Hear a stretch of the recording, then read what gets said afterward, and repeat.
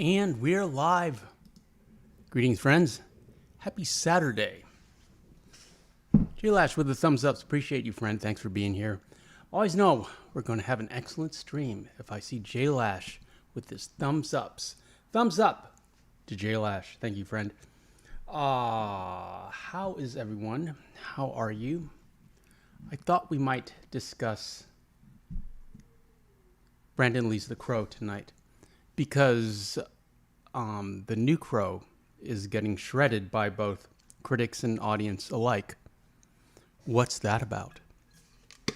I think modern filmmakers and modern TV shows and modern video games are so worried and paranoid about offending everyone and anyone. You know, they can't turn right, they can't turn left, they can't go straight. You know, it's like they can't choose a black character, they can't choose a white character. You know, they can't do anything. They're hamstrung and they are straitjacketed by social media and their fear of offending anyone.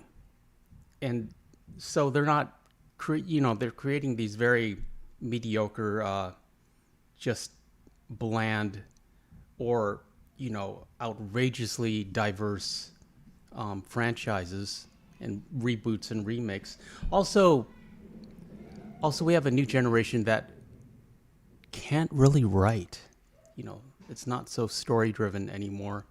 And there's a lot of reliance on special effects and swearing. What's that about? That's one of the reasons why I think Grand Theft Auto is going to disappoint you, GTA 6. But I could be wrong. I want to be wrong. I'm not wrong. This one knows I'm not wrong.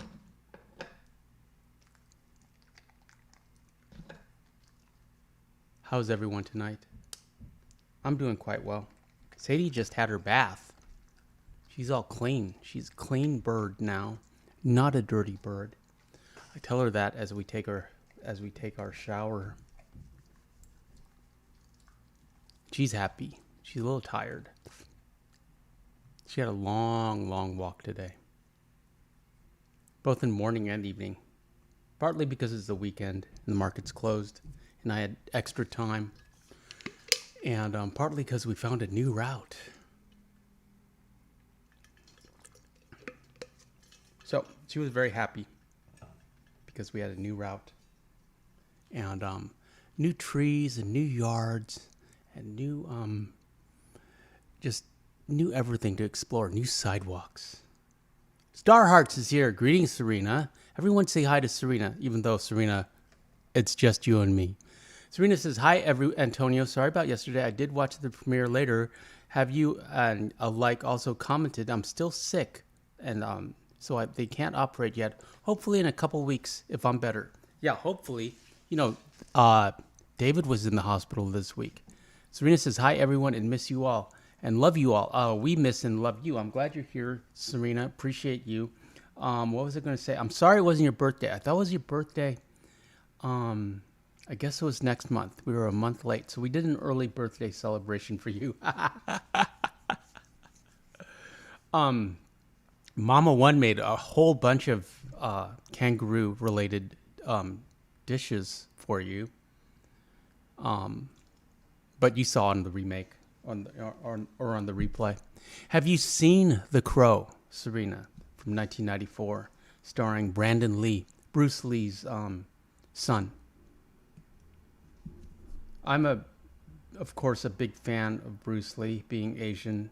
I had, of course, I studied martial arts, and I had posters of him. He's been a big influence in my life.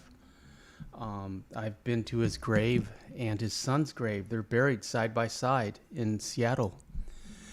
Serena says, yes, I know David. He emailed me thinking of David. He's in our prayers. Yes, he's recovering. So he's, knock on wood, through the worst. Cloudy says, howdy, y'all. Greetings, Cloudy. Happy Saturday. But I'm glad you're here. I'm sorry you're feeling poorly. And I hope you get better so we can take care of your hospital nonsense. Serena says, think I have seen it ages ago. Can't remember what the movie was about. Well, I'm going to talk about it all night long. And I guess we can get started. Where is the slideshow? Here it is. Let's talk about The Crow from 1994. The Crow is a 1994 American Gothic superhero film directed by Alex Proyas and written by David Shaw and John Shirley, based on the 1989 comic book series by James O'Barr.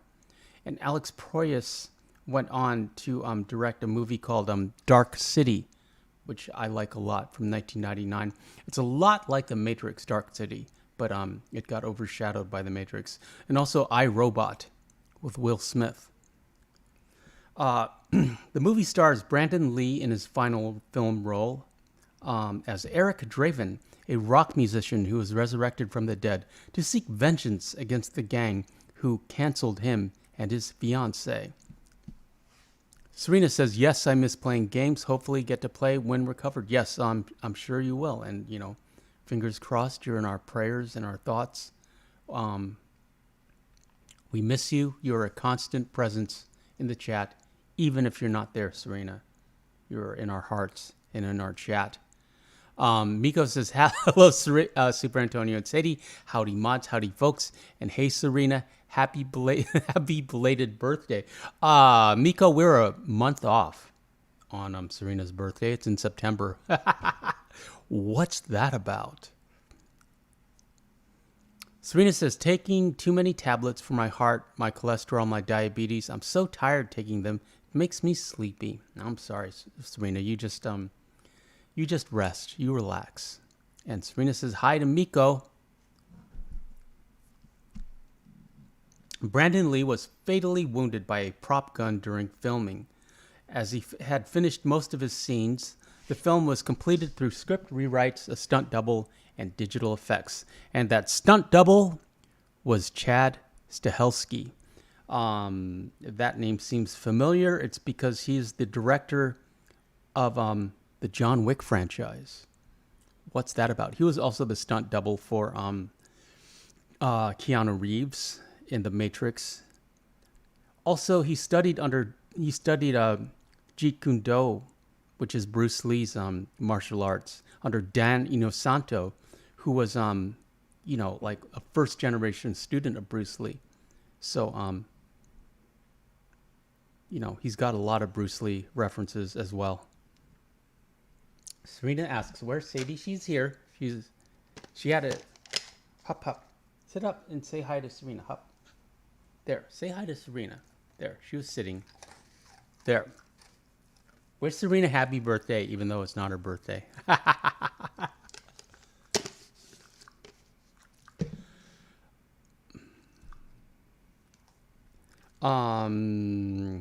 After Lee's death, Paramount Pictures opted out of distribution and the rights were acquired by Miramax Films. The film is dedicated to Lee and his fiancée, Eliza Hutton. Wonder what happened to Eliza Hutton.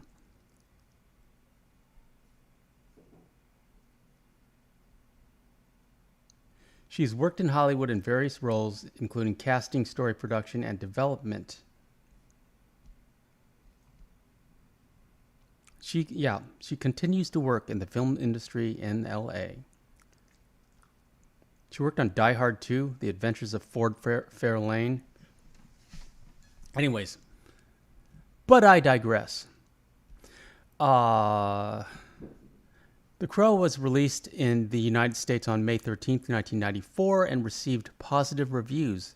It grossed $94 million on a $23 million budget and has gained a cult following.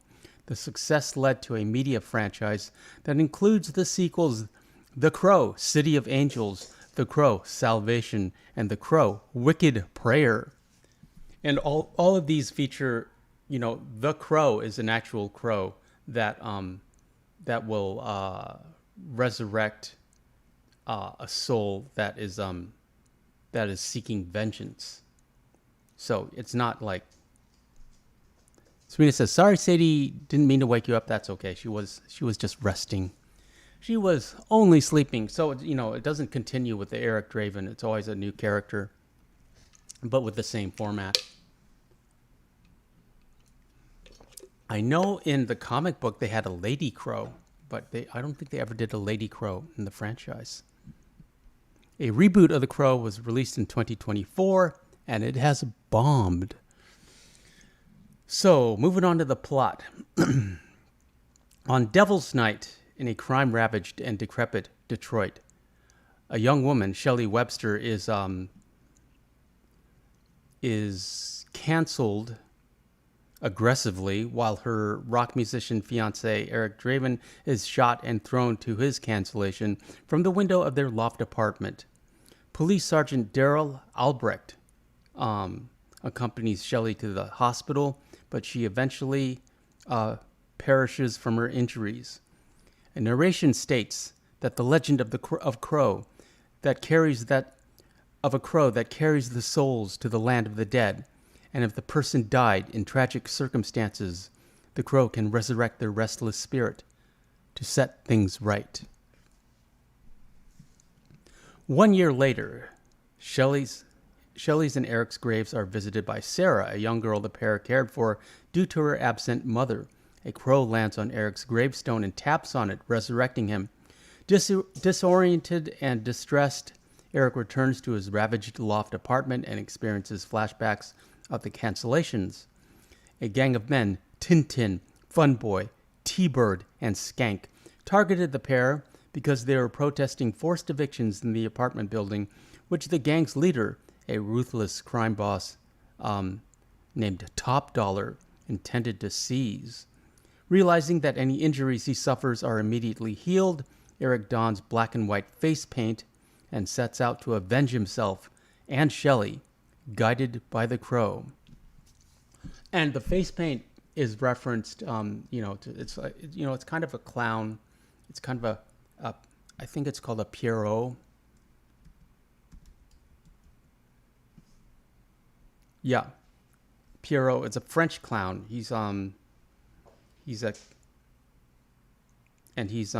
But he has like the signature white face and the black eyes, and it's Shelley has like a doll, like of a Pierrot doll, and so it's like in reference to his girlfriend.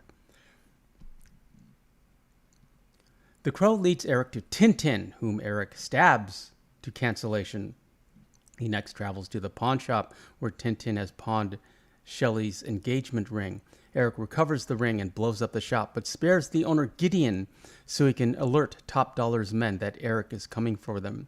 Albrecht, played by Ernie Hudson, who you gonna call, begins investigating the apparent vigilante disturbances while Eric finds Funboy taking drugs with Sarah's estranged drug addict mother, Darla.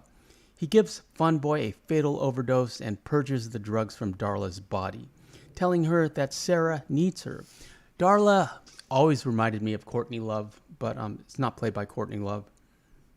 Let's see, who played Darla? Anna Levine. And then all of the bad guys are like played by very charismatic actors that you know. Michael Wincott, he's got his Top Dollar. He was in Alien Resurrection, I believe, but he's got a very iconic and gravelly voice. David Patrick Kelly was T-Bird. He was he's in The Warriors and Twin Peaks and also Commando. I Let Him Go. Tony Todd, Candyman, plays a character named Grange. Ernie Hudson, of course, and Bai Ling as Micah. She was kind of like the sexy girlfriend of Top Dollar.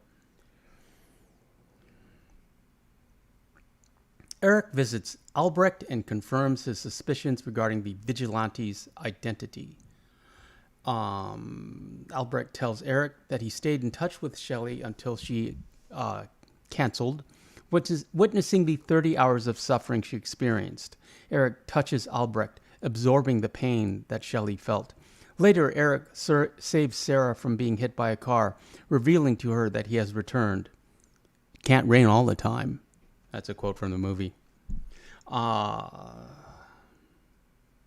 Eric next targets T-Bird, killing him in an explosion. The following morning, Sarah and Darla reconcile, and Sarah reunites with Eric at his apartment. Top Dollar holds a meeting with his associates to discuss his plans to burn the city to the ground on Devil's Night. Eric arrives for Skank, but a gunfight erupts, ending with Eric throwing Skank through a window. Top Dollar, his lover and half-sister, I didn't realize that, Micah, played by Bai Ling, and his right-hand man Grange escape. Micah correctly hypothesizes that the crow is the source of Eric's immortality. Yeah, Bai Ling is kind of witchy and mystical in this movie. Got my green tea tonight. And Sadie moved to the couch. She doesn't like the crow. It's too scary for her. Satisfied with his vengeance, Eric gifts Shelley's engagement ring to Sarah and returns to his grave. Grange abducts Sarah as she is walking home and takes her to an abandoned church with Micah and Top Dollar, who takes Shelley's ring. Eric is alerted to her plight by the crow and rushes to rescue her, but he is ambushed by Grange, who wounds the crow, rendering Eric vulnerable. Albrecht arrives and kills Grange while Micah attempts to take the crow for its immortality. It claws her eyes out, causing her to fall to her cancellation from the bell tower. Top Dollar retreats to the church roof with Sarah, where he fights and badly wounds Eric. Eric transfers Shelley's pain into Top Dollar, causing him to stumble off the roof and be impaled on a gargoyle. Sarah and a wounded Albrecht are recovered from the church, while a pained Eric goes to Shelley's grave, where her spirit arrives to comfort him and return his body to rest. Sometime later, Sarah visits the graves, and the crow returns Shelley's ring to her. I wouldn't say it's a beautiful movie. It's a very 90s movie. But it's iconic. It's got a great soundtrack. The Cure, 9 Inch Nails. Who else is on there? Joy Division, Henry Rollins Band, Pantera, My Life with the Thrill Kill Cult. Remember them? Jesus and Mary Chain Gang. It's peak 90s. It's 1994.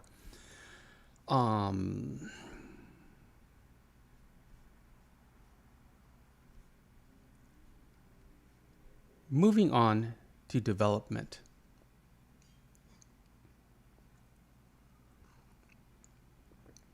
James O'Barr wrote what would become The Crow as a means to cope with the unexpected cancellation of his fiancée, who was canceled by a drunk driver. The first meeting O'Barr had with a major studio was quickly dismissed after the studio's vision for the film was a musical with Michael Jackson as the lead. That wouldn't work. Around that time of The Crow's publication, writer John Shirley pitched Angry Angel to Caliber Press, who turned it down due to similarities with The Crow. Shirley sought the comic out and decided to adapt it into a film. O'Barr was receptive and agreed to workshop the film with Shirley and producer Jeff Most, turning down a significant offer from New Line Cinema in the process. O'Barr oversaw 3 different script treatments by Shirley and Most before directly collaborating on the first 2 drafts of the screenplay. Shirley penned the 3rd and 4th draft by himself, which awarded him screenplay credit by the Writers Guild of America. Most claimed to have written a substantial proportion of the script, but was denied credit due to a rule in the WGA, which prohibited producers from receiving credit. Australian filmmaker Alex Proyas was hired to direct the film. Paramount Pictures picked up the distribution rights. River Phoenix and Christian Slater were early considerations for the role of Eric Draven. Shirley and Most pushed for Slater, while Pressman wanted River Phoenix. Brandon Lee was suggested to play Draven. but O'Barr was unconvinced, fearing he wouldn't be suited for the material. However, Lee won O'Barr over and was given the role shortly thereafter. Lee dropped 20 pounds to portray Draven and worked closely with the crew to shape the film, choreographing his action sequences with Jeff Imada. And Jeff Imada is a Hollywood legend. I talked about him during Big Trouble in Little China. Also another student of Bruce Lee. So he's like, hey, I knew your dad. I bet Brandon got tired of hearing that. Jesus Ariola says, good morning or evening to everyone. Greetings, Jesus. We're talking about The Crow tonight.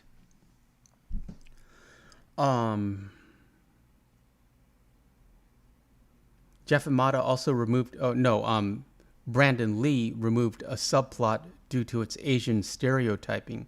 I wonder what that was about. Rochelle Davis, Ernie Hudson, Michael Wincott, Bai Ling, Sophia Shinas, Michael Massey, he fired the fatal shot. David Patrick Kelly, Tony Todd, and John Polito rounded out the supporting cast.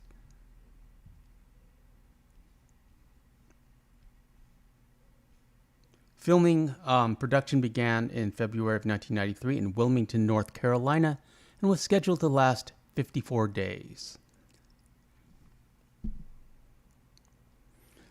On March 31, 1993, Lee was filming a scene with his character, where his character Eric is shot after witnessing the beating and can I say that?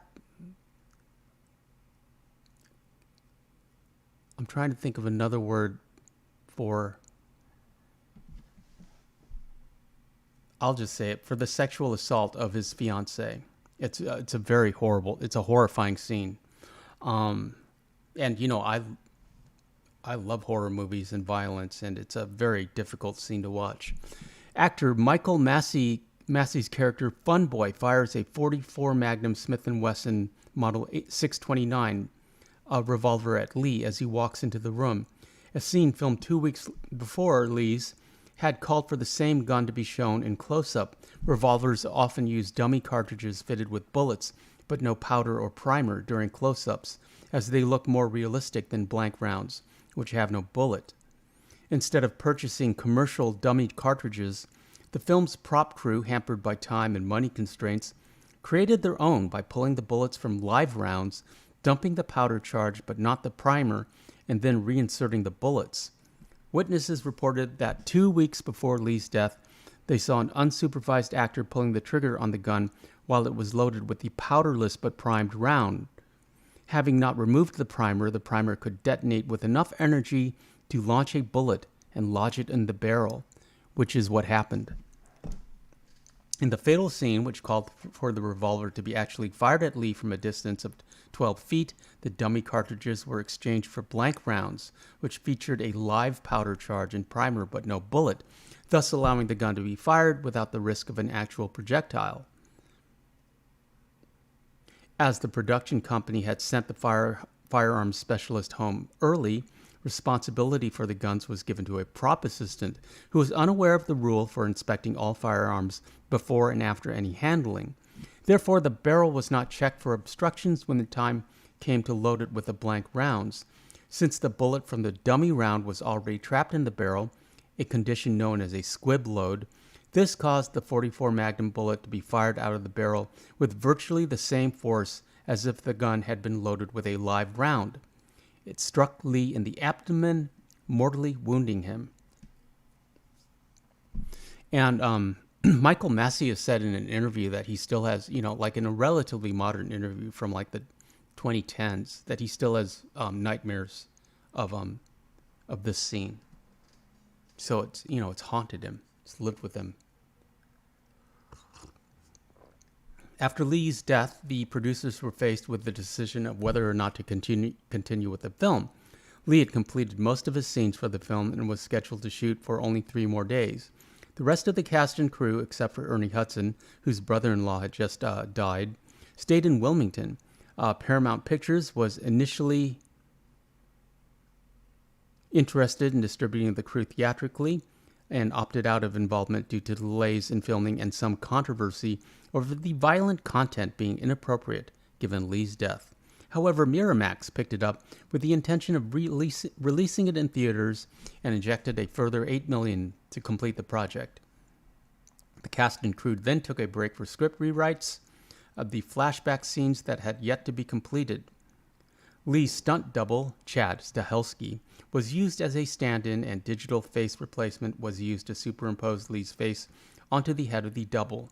And it's nothing like you see now. I mean, we're very spoiled by CGI. You know, it's you see his reflection in like a shattered mirror, or and it, you know, it's very obvious now, I'm sure, but you know, it worked. It's shot in shadow. The beginning of the movie, which had not been finished, was rewritten, and the apartment scene remade using computer graphics from an earlier scene of Lee. A character from the original comic book called Skull Cowboy was originally planned to be part of the adaptation and even had scenes filmed. He acted as a guide for Eric Draven between the worlds of the dead and the living. He was set to be played by Michael Berryman from The Hills of Eyes, but the role was cut from the film due to Lee's death. James O'Barr later remarked that losing Lee was like losing his fiancée all over again, and he regretted ever writing the comic in the first place.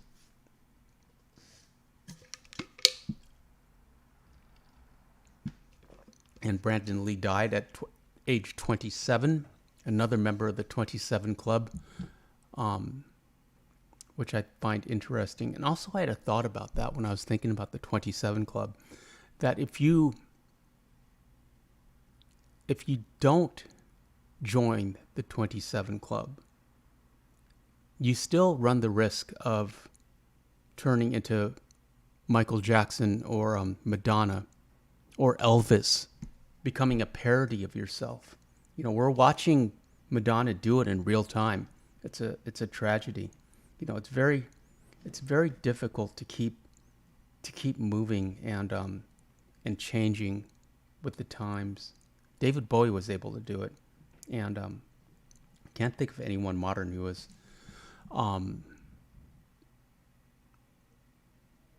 Mama One is here. Everyone say hi to Mama One. Mama One, Serena is here as well, and it was not her birthday. We're a month off. What's that about? And Papa One is here. Greetings, Papa One.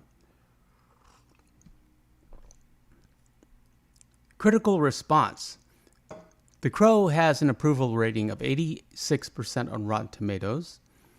The critical consensus states, filled with style and dark, lurid energy, The Crow is an action-packed visual feast that also has a soul in the performance of the late Brandon Lee. Reviewers praised the action and visual style. Rolling Stone called it a dazzling fever dream of a movie. Karen James, writing for the New York Times, called it a genre film of high order, stylish and smooth. Roger Ebert called it a stunning work of visual style. Lee's death was alleged to have a melancholic effect on viewers. It did on me. Dustin Howe of the Washington Post wrote that Lee haunts every frame, and James Berardinelli called the film a case of art imitating death, and that specter will always hang over the Crow. Yeah, because, you know, in this movie, he plays a character who is dead but comes back to life, you know, to avenge his fiance's killers. But the thing is, we're watching a ghost. We're watching a dead man's performance, much like Heath Ledger as the Joker. And I find that fascinating because we're watching a dead man play a dead man. That's hard. But, you know, yeah, it's very, you know, it's like I'm very sentimental about Bruce Lee and Brandon Lee. You know, Bruce Lee had a profound effect on me growing up.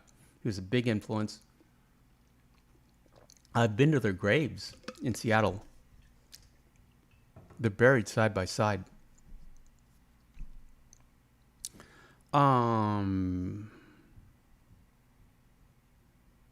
Ebert stated that not only was this Lee's best film, it was better than any of his father's.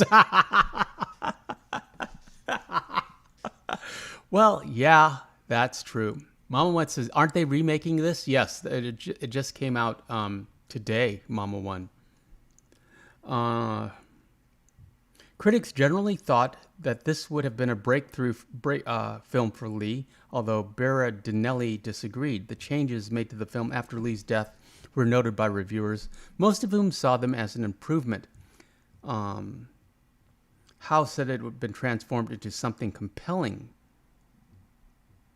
The film was widely compared to other films, particularly Tim Burton's Batman and Ridley Scott's Blade Runner. Critics described The Crow as a darker film than the others.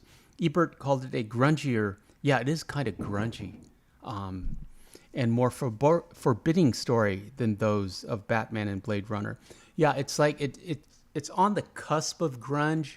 It's like this gothic grunge hybrid, but it's mostly gothic. While the plot and characterization were found to be lacking, these faults were considered to be overcome by the action and visual style. Cinematography by Darius Wolski and production design by Alex McDowell were already also praised. Alex McDowell, I know that name. What else has he worked on? He's worked on all the Crows and Minority Report and Charlie and the Chocolate Factory. He works for Tim Burton a lot. That's how I know him. Charlie and the Chocolate Factory, Corpse Bride, Watchmen, Fantastic Mr. Fox. He was on Man of Steel.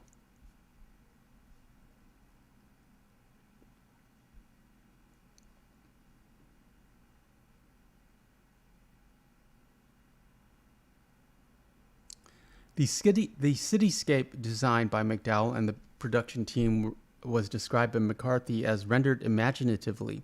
The film's comic book origins were noted, and Ebert called it the best version of a comic book universe he had seen. McCarthy agreed, calling it one of the most effective live-actioners ever derived from a comic strip. Until the 300 comes out, like 10 years later. Critics felt that the soundtrack and Sin City complemented this visual style, calling it blistering, edgy, and boisterous. Negative reviews of the film were generally similar in theme to the positive ones, but said that the interesting and okay special effects did not make up for the quote-unquote superficial plot, badly written screenplay, and one-dimensional characters. The Crow is mentioned in Empire's 2008 list of 500 greatest movies of all time. It ranked at number 488 and has since become a cult film. Yeah, it's a cult film. I wouldn't put it in like the 500 greatest films of all time. That's ridiculous. Chrissy's here. Chrissy, how are you, friend? I miss you. How's David? We need an update. Everybody say hi to Chrissy. Papa One says, me and my dad used to love Bruce Lee and Brandon Lee. My son is named Brandon, but not after Brandon Lee. He's named after one of my best friends who saved my life in Vietnam. Yeah, I love Bruce Lee. I grew up with him. He of course had already died, so it was a tragic character. But I studied martial arts for most of my life. I had posters of him. I had his movies on DVD. He was a real influence on a young superantonio. Stuart Dent says hi. Greetings, Stuart. Happy Saturday. Talking about The Crow. Chrissy says David is currently graduated from ICU and is in normal room. Is he breathing on his own, Chrissy? And Chrissy, I believe, says he can go home as early as tomorrow. That's great news. Oh, okay. Well, then we'll do Spaceballs for Sunday. We'll do Sunday Spaceballs to welcome David back. And he doesn't have to participate, doesn't even have to listen, but we'll do Spaceballs for him. Miko says, that's good news. Yeah, that's great news. Stuart Dent says, I love this movie. I do as well. And I thought it would be interesting to talk about it for two reasons. One, coincidentally, the remake opened today. And two, it's last Saturday we talked about Heath Ledger's performance in The Joker, which is very similar circumstances of, dying tragically before the movie was released. So you are watching the performance of a dead man. And two, another interesting coincidence is both Brandon Lee and Heath Ledger are members of the 27 Club. What's that about? Papa One says, is Super Antonio secretly a black belt? Why do I feel he has several black belts in different martial arts? I don't know about that. But I studied Aikido and Chinese Kung Fu, which is basically just boxing, and regular boxing, American boxing, and what else? And karate. But I believe, yeah, I would say that I'm most proficient in boxing and in Kung Fu. That was my passion at the time. I actually wanted to teach Kung Fu. I didn't, but I was on that path at my school. Stuart says, there are hundreds of quotes from Spaceballs. Yes, we'll do Spaceballs tomorrow night. And Stuart says, the Dead Man performance in 27 Club, that is trippy stuff. Yes, but I was talking about it earlier, but The Crow is a film about a dead man who comes back to life. He returns to life. He's essentially a zombie to right the wrongs that were done to him and his fiancée, and to take vengeance against his murderers. But we as an audience are watching the performance of a dead man playing a dead man on screen. I love the layers of just irony and coincidence. And one of my favorite quotes, let's see if I can remember it correctly, is Ernie Hudson, in a church, goes up to Eric Draven, to Brandon Lee, and it goes, "Move and you're dead." And Brandon Lee, in full Crow get up, just holds his arms out so you can see his lats and goes, "I'm dead and I move." What's that about? He doesn't say what's that about. Let's see. Mama One says, Chrissy, tell David we hope he gets released soon. I know you both are exhausted. Serena says, Chrissy, give David my love. I will email too. Chrissy says, David has been thinking about everyone. He should be able to log in whether he's in the hospital or not. And Serena says, hopefully I will have my heart operation soon, once I'm better with the cold. Papa One says, I can box pretty well. I used to bare knuckle box back in the day. Mama One used to hate it, as she was always worried about my brain injury. I just did it because I liked fighting. Lots of young men do. Yeah, that's why I did it. It was fun. It was like chess. It was like 3D human fast chess. And I was never good at chess, but but yeah, I was pretty good at boxing.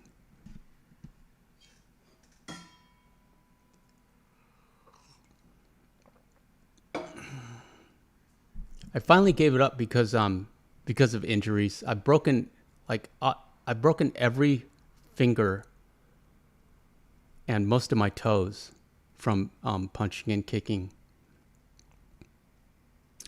Chrissy says, I hope you get better, Serena. I know if they tell you you need it, it's for the best. Yeah. Hopefully David is through the worst and he can start recovering, and then we get Serena in and out, and then she can start recovering, and then everyone can get back to the game. And that's enough hospital for now. Chrissy says, I hope you get better, Serena. I know if they... no, I said that. And Chrissy says, thank you, Mama One. Anxious has been my issue. It's making me exhausted. Yeah, I really appreciate you being here, Chrissy, and giving us an update. Um, I wish we could do something. Let me know if I can do anything. David has my email. Chrissy says, or Serena says, "Thank you, Chrissy. Yes, I do know. I know I do need the operation as soon as possible." And Papa One says, "My dad used to refer to chess as Satan's favorite parlor game. It's still a mystery how people love that game. I'd rather get kicked in the head by a horse." Yeah, it's like, it's some people get really into it, and it's just, it's never really appealed to me. There's Bailing. She is also aged quite well. If you look her up, Bailling. If you look up her Instagram, she's got to be at least 50, mid 50s, maybe even 60. She's Asian, but yeah, she looks amazingly well. I bet Madonna is really jealous of her.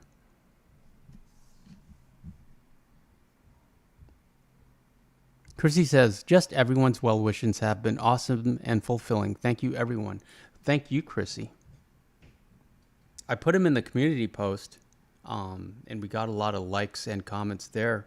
I can send you the link if you haven't seen it. Yeah, David is very important. He's we can't do it without him, and he's been here from the start. I imagine you've been here from the start as well, Chrissy. You've just you've been in the background. Mama One says, "When Papa One's in the hospital, my nerves constantly get to me. I find bringing a hobby helps. I crochet or knit. Try that if you can, Chrissy, to keep the mind occupied." Yes, get a Nintendo Switch. Start playing Animal Crossing. It's a very relaxing game. I highly recommend Animal Crossing. It's cute, it's charming, it's harmless, it's very wholesome, and you'd love it. And it's completely portable because it's on Nintendo Switch. Serena says, "You're welcome, Chrissy. We're here for you, and David, thank you for letting us know. Thinking of you and David are in my prayers." And Chrissy says, "Pretty much, LOL, Super Antonio." Yeah, Chrissy and David have been here from the start. Yeah, I miss those heart emoticons from David and the heart emoticons from Chrissy. What's that about? Papa One says, "I'm sure David wants some real food too, not hospital food. I know from your comments he enjoys delicious cooking." He sure does. He was the camp cook before your lovely wife took over. And speaking of taking over, Mama One, what's for dinner?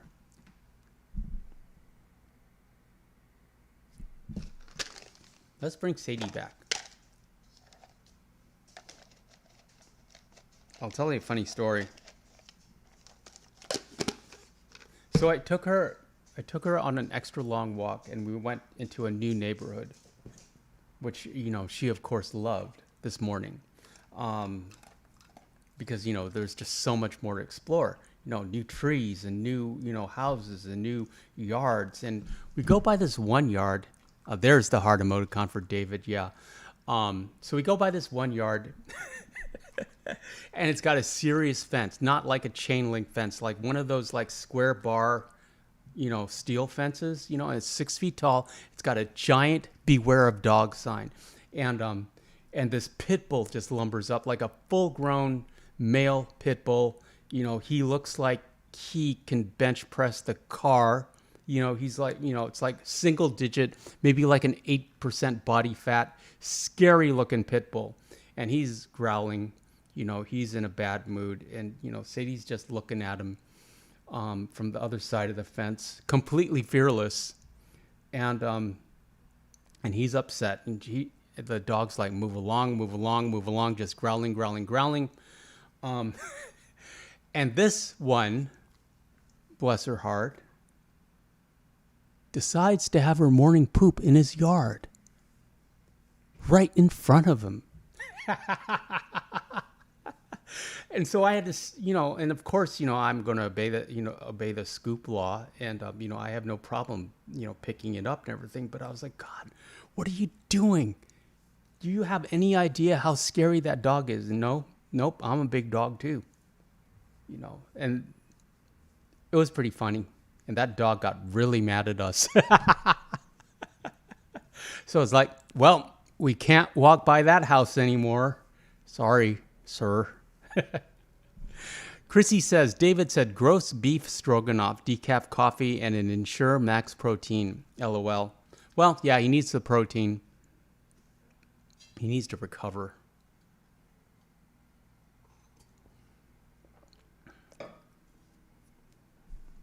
I had pizza salad. It's my comfort food, I think.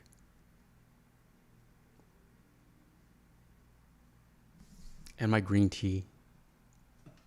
I drink a lot of green tea.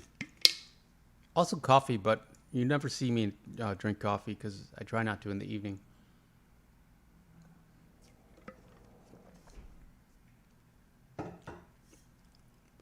Mama once says, we had beaver stew. I made it with fresh cut beaver onions. I threw in some gator eggs in it as well. Carrots, peas, corn, potatoes, lima beans, basil, paprika, salt, and pepper. White rice to soak up the gravy, and chocolate chunk triple chocolate cookies for dessert. Wow. That is a mouthful. And that chocolate chunk triple chocolate cookies sounds delicious. I had a slice of banana bread for dessert. It was homemade, not by me, but I was happy about it.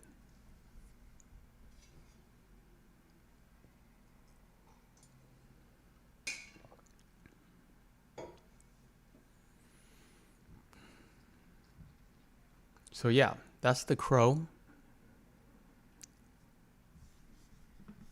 Also, who's that? Stuart Dent, if you're still listening.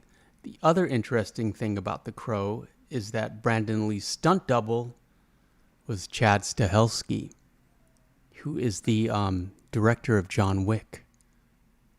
Also Keanu Reeves' stunt double from The Matrix.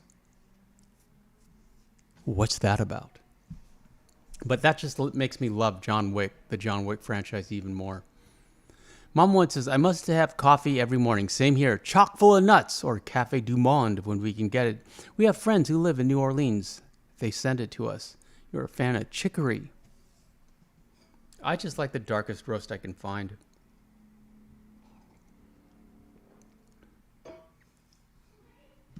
Personally.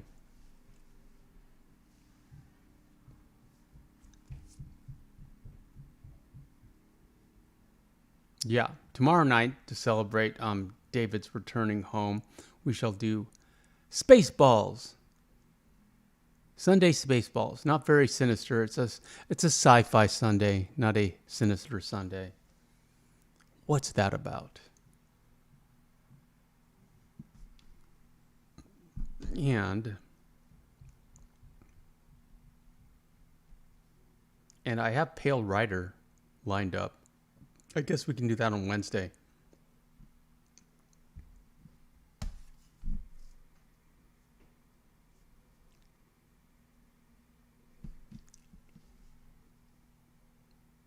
Mama One says, Keanu Reeves is a great person. He donates to charities that save abused horses.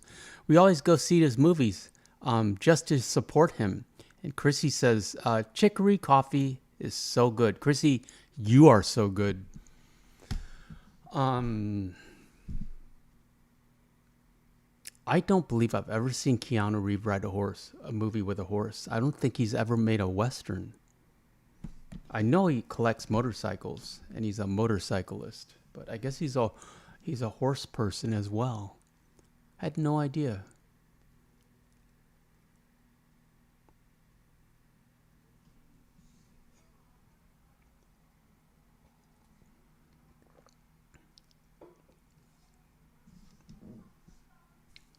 Serena says, I love Keanu Reeves. He's a good actor and a nice person in real life. Serena, you're a nice person in real life. I love doing that. Just turning around compliments, just reflecting them back on you. I have decided, it's nothing big. It's not a big deal. I have all of the Marvel movies, Marvel Phase 1 through 3 on Blu-ray. And I watched all of them in sequential order one time. It's 23 movies. And I don't necessarily want to do that again, but I really appreciate it, because it just took too long. It's just too much of a commitment. But I really appreciate that, like how the story coalesces together. I usually like to watch them in chunks. Like I'll watch like all the Iron Mans, or like Thor 1 and 2, Ant-Man 1 and 2. Ant-Man used to be my least favorite of the franchise and of those guys, but I like him okay now. And also, he's essential. The quantum universe is essential to the plot. So you need Ant-Man there to establish the quantum universe. But I decided, in Captain America 1 and 2, but I decided I'm going to watch the Avengers. All three of those Avengers. And that'll be fun. Chrissy says he rode a horse in John Wick 4. Yes, he did. I remember that. Papa One says, today was a hard day on the farm. I'm celebrating with a local brewery, pale ale. I don't much care for micro brews. My son loves them, though. He brought a couple cases up last time he was here. And Papa One says, I prefer Coors Banquet, Pabst Blue Ribbon, or Lone Star beer. Budweiser I used to care for, but I drank too much in my younger years, and I got sick of it. I never really drank beer. I like Guinness. I like, it was a really dark beer, and but I support the boycott of Bud Light for various reasons. I'll never drink Bud Light again, but, I never drank Bud Light in the first place. Mama once says, thank you, Serena. We just live life to the fullest. One day you must all see our farm. And there's an Australian beer, Foster's. I've heard of that. I'm sure I've tried it, but Foster's Lager. And Serena says, you're welcome, Mama. It would be nice to see your farm.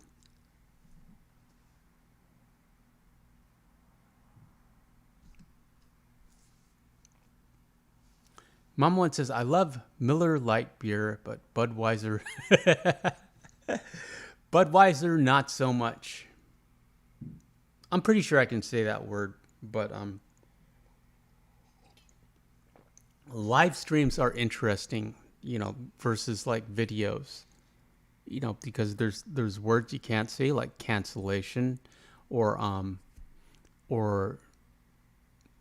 the word that rhymes with grape. Or talking about PDF files. Can't talk about any of those subjects. And also, you got to be careful about politics, because you can only have one opinion on YouTube. However, all those things you can talk about as much as you want in a video. But there is you're held to a different standard when you're live, and we're live. And F-bombs. You can't, they discourage it. And then if you make a video, you can swear as much as you want after like the first, I think it's minute or 5 minutes. I don't know what the time phrase, the time period is, but it doesn't really apply to me because I don't swear.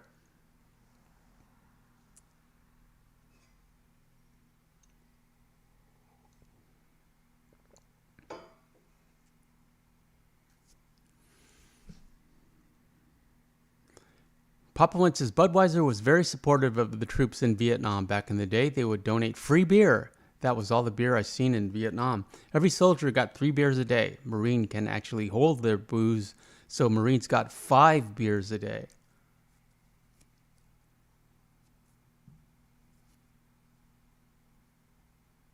beer was actually essential in medieval England um, as a food source because it was like drinking a loaf of bread, and also because water quality was so was so poor, so you could rehydrate with with beer.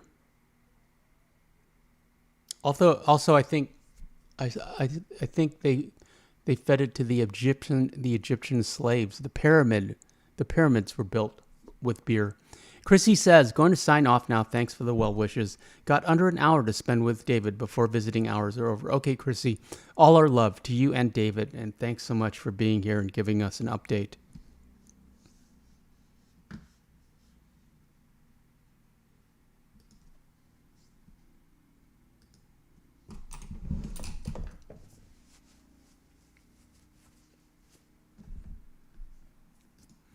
And Papa One says, and we used to steal cases and drink them. Ironically, they would get you in trouble for that, but you could smoke a certain color of tobacco and get away with it. Chrissy says, ta-ta for now. Miko says, see you, Chrissy. Regards to David. And Chrissy says, thank you, Miko. Mama One says, bye, Chrissy. And Serena says, okay, Chrissy, thank you for letting us know about David. Thinking of him, he's in my prayers. And you as well. Good night, hugs and kisses. Yes, thank you. Hearts in the chat for Chrissy. Shout out to Chrissy V and David V. Wishing you all the well. We'll do Spaceballs tomorrow to welcome David home. Sadie's here. Papa One says, I'm not much of a reefer fan. Don't fear the reefer.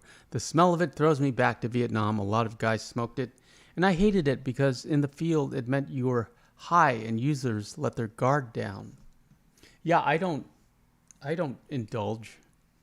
I don't do any special medicines. I think I like coffee. I don't even really drink. Every now and then I'll have a cocktail, a nice refreshing cocktail. But yeah, I don't.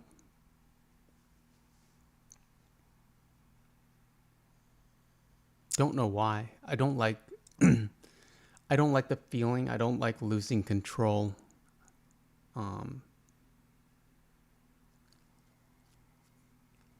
It's never really appealed to me.